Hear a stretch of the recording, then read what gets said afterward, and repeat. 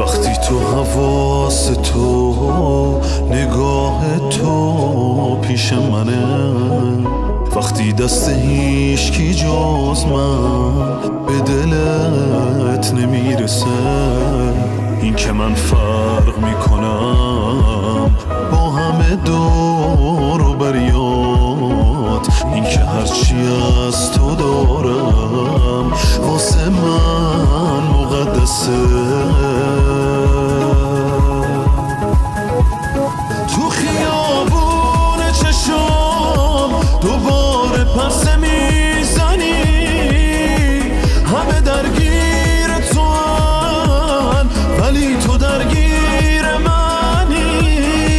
هر کی باشم هر جا باشم دل به زنجیر تو هم، همه درگیر منو من ولی درگیر تو هم.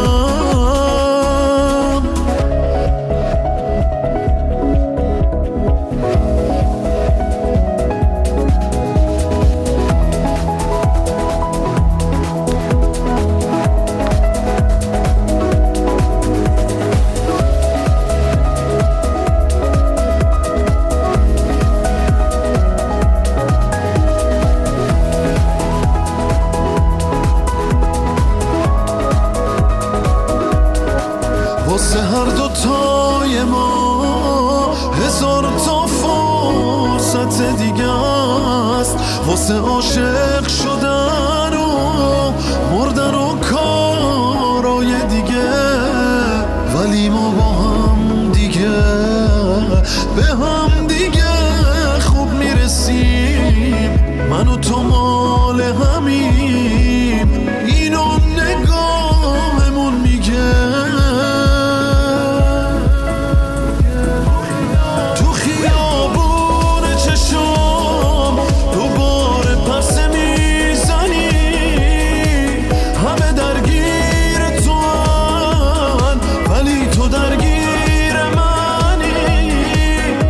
باشم